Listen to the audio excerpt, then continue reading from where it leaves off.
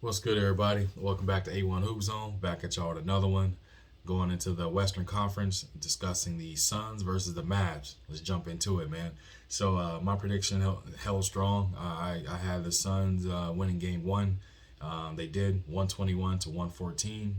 Tough game. A lot of back and forth. Got ugly there for a little bit, and then the Mavs didn't go away like I said they wouldn't do.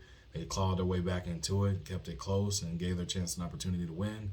But they just came up short at the end. With that being said, let's jump into it, man. I predicted DeAndre Ayton was going to have a big game. I would say it's not really a big game, but it was enough. Put up 25 and 8. I actually expected him to have 30 plus, but we'll see. I'm thinking game two.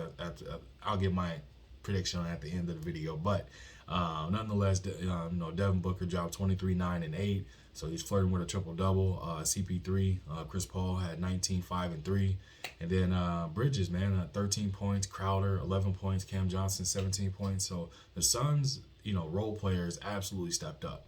And they had a couple other players that did have close to double digits or double digit scoring as well. So I believe the pace and everything that they were playing with was definitely Suns basketball. So it allowed them to, get out to a lead. And then because they started off hot and it was hot. Like, I thought it was going to get ugly and turn into a crazy blowout.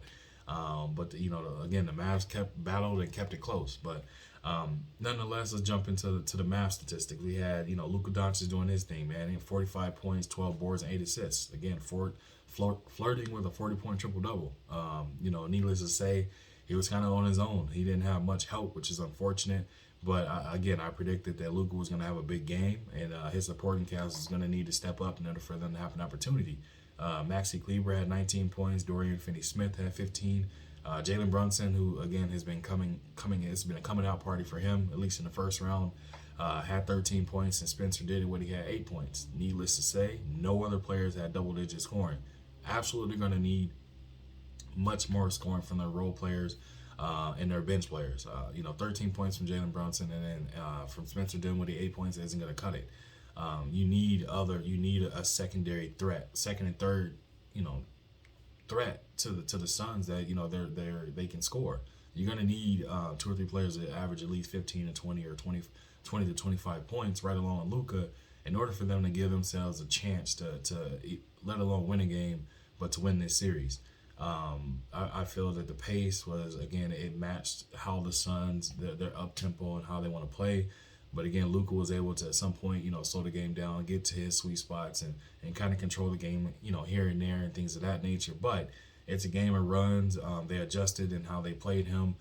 I think Luka needs to literally stop going to the ref, stop complaining, stop crying over every single call. Just play basketball. If adjust your game to how the game is being, refed at that point. How the game is being called, adjust your game accordingly. He has the physical ability to do that. And for some reason, every time you pan over, you always see him talking to the refs in some kind of light, whether it be complaining or begging for a call or just something. It's always something, man.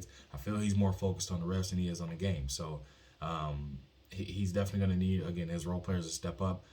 They're definitely missing Tim Hardaway Jr. right now as well. I feel if he was out there, that would be a difference maker. He is a knockdown 3-point shooter, along with mid-range and solid 3-and-D guy.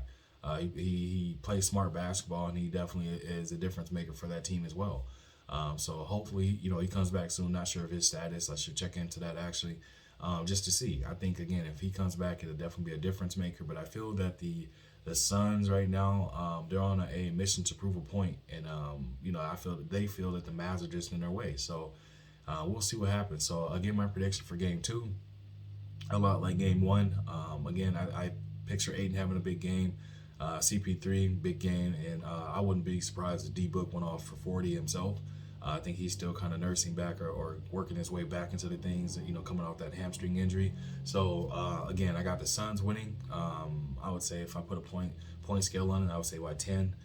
But I do have them winning straight up. I expect Luka, again, to have another big game. I think Spencer Dinwiddie probably he's due for a big game. He's going to break out, and Jalen Brunson should make the adjustments as well.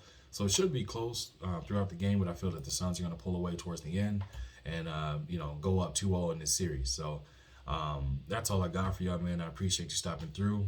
Make sure you hit that like button if you're new to the channel. Make sure you hit the subscribe button. Hit that bell icon to get all the notifications. If you want to support the channel, see the channel grow, I'll leave that information in the description of the video.